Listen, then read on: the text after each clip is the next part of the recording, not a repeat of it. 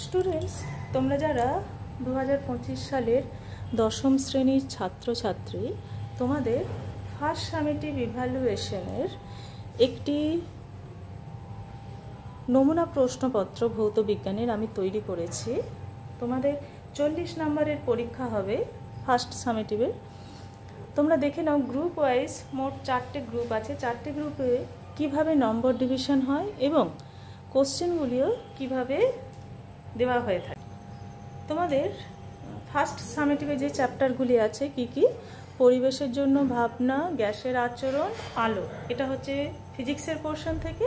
আর কেমিস্ট্রির পোর্শন থেকে আছে যে দুটি, সেই দুটি হলো পর্যায় সারণী ও মৌলদের ধর্মের পর্যায়বৃত্ততা, সঙ্গে আয়নীয় ও সমযোজী বন্ধন। এই 5টি চ্যাপ্টার থেকে কোশ্চেন করেছি, দেখতে থাকো। প্রথমে তোমাদের সঠিক উত্তর নির্বাচন করতে হয়। মোট 7টি প্রশ্ন থাকবে। 7টি প্রশ্নে তোমাদের দেখো, এখানে ভালো করে খেয়াল করো, তোমাদেরকে এমসিকিউ টাইপের যে প্রশ্ন অর্থাৎ মাল্টিপল চয়েস কোশ্চেন 7টা থাকছে। প্রথম প্রশ্ন দেখো কি দিয়েছি, তোমাদের পরিবেশের জন্য ভাবনা থেকে ফেলেছি। নবীকরণযোগ্য শক্তি উৎসের উদাহরণ হলো কয়লা, রান্নার গ্যাস, ভূতাপ শক্তি, প্রাকৃতিক গ্যাস। দেখো, আমি প্রথমেই তোমাদেরকে উত্তরগুলো দিয়ে দিচ্ছি না এই কারণেই, কেননা তোমরা কোশ্চেনটি পেয়ে আগে নিজেরা সলভ করো। আমি তোমাদেরকে ডেসক্রিপশন বক্সে সব কোশ্চেনগুলোর উত্তর সমেত প্রশ্নটি দিয়ে দেবো। তোমরা ওই পিডিএফ ফাইলটি দেখে উত্তরগুলো পরে মিলিয়ে নিও। 2 দাগের প্রশ্নে দিয়েছি, এসটিপিতে 1 মোল সকল গ্যাসের আয়তন, এতে দিয়েছি দেখো 11.2 লিটার, বিতে 6.022 × 10⁻23 লিটার, সি 22.4 লিটার, আর ডিতে আছে 2.24 লিটার। 3এরটি দেখো, কোনো আলোক রশ্মি, এটা কোন চ্যাপ্টার থেকে দিয়েছি বুঝতে পারছো, আলো চ্যাপ্টার থেকে। আলোক রশ্মি একটি স্বচ্ছ কাঁচের স্ল্যাবের উপর লম্বভাবে আপতিত হলে এর চ্যুতিকোণ হবে 0 ডিগ্রি, 180 ডিগ্রি, 30 ডিগ্রি, 90 ডিগ্রি। 4এর দাগে আলো থেকে নিম্নলিখিত তরঙ্গগুলির মধ্যে সবচেয়ে বেশি তরঙ্গ দৈর্ঘ্য কার? এক্স রশ্মি, গামা রশ্মি, রেডিও তরঙ্গ আর অতিবেগুনি রশ্মি। 5এর দাগেও আলো থেকে মোট 3টি তাহলে এমসিকিউ দেখতে পাচ্ছ আছে আলো চ্যাপ্টার থেকে। প্রিজমে কোন বর্ণের আলোর চ্যুতি সর্বাধিক? লাল, হলুদ, বেগুনি, সবুজ।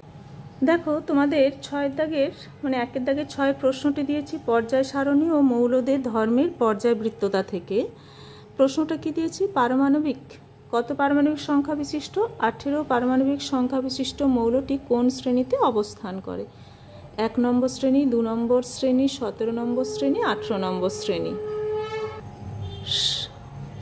1-এর 7 দাগের প্রশ্নটি তোমাদের দিয়েছে আয়নীয় ও সমযোজী বন্ধন। এখান থেকে একটাই প্রশ্ন হয়, জলে অদ্রাব্য সমযোজী যৌগ কোনটি? চিনি, ইউরিয়া, বেনজিন, ইথাইল অ্যালকোহল। এটা চলে গেল এমসিকিউ পোর্শন। এবার গ্রুপ বিতে আসবে মোট 9টা প্রশ্ন, 1 নম্বর করে।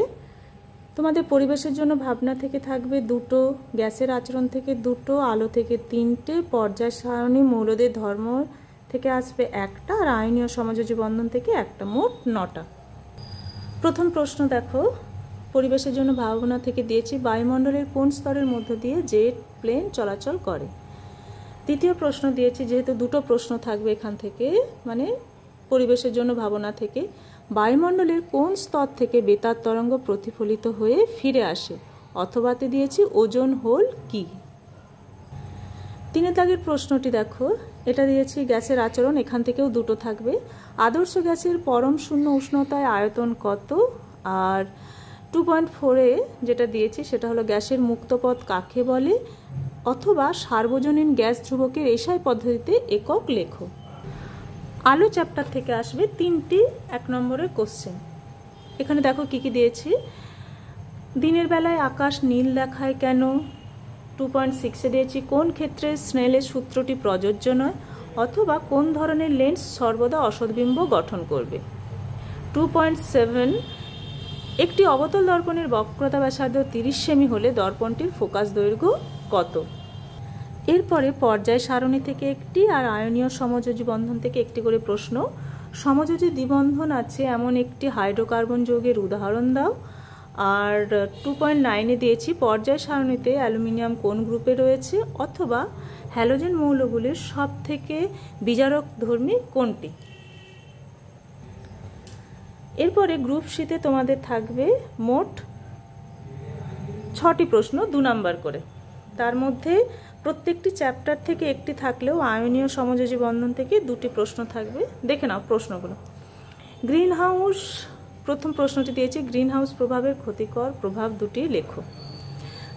3.2-তে দিয়েছি নির্দিষ্ট ভরের কোনো গ্যাসের 27 ডিগ্রি সেন্টিগ্রেডে আয়তন 2 লিটার। চাপ স্থির রেখে গ্যাসটির উষ্ণতা বৃদ্ধি করলে 327 ডিগ্রি করলে আয়তন, একটা করলে হবে, বৃদ্ধি 327 ডিগ্রি করলে আয়তন 4 লিটার হয়। এর থেকে পরম শূন্য উষ্ণতার মান নির্ণয় করো। অথবাতেও আরেকটি অঙ্ক দিয়েছি গ্যাসের আচরণ থেকে। 300 কে উষ্ণতায় 76 সেমি পারস্তম্ভের চাপ 0.041 গ্রাম হিলিয়াম গ্যাসের আয়তন 50 সেমি কিউব হলে হিলিয়াম গ্যাসের মোলার ভর কত? 3.3-তে একটি সমবাহু প্রিজমের এক পৃষ্ঠে রশ্মির আপতন কোণ 30 ডিগ্রি, অপর পৃষ্ঠে প্রতিসরণ কোণ 50 ডিগ্রি হলে চ্যুতিকোণের মান কত হবে? 3.4-এ দিয়েছি লেন্সের মুখ্য ফোকাসের সংজ্ঞা দাও অথবা আলোর বিক্ষেপণ বলতে কি বোঝো। 3.5-এ দেখো দিয়েছি সন্ধিগত মৌলের 2টি বৈশিষ্ট্য লেখো অথবা কোনো পরমাণুর আয়নীয় বিভব কাকে বলে। 3.6 প্রদত্ত অণুগুলির লুইস ডট গঠন দেখা। কি কি দিয়েছি? কার্বন টেট্রাক্লোরাইড আর নাইট্রোজেন অণু। গ্রুপ ডিতে তোমাদের মোট 3টি প্রশ্ন থাকবে 4 নম্বর করে। এটা হবে 4 গুণিত 3, 4টি প্রশ্ন 3 নাম্বার করে।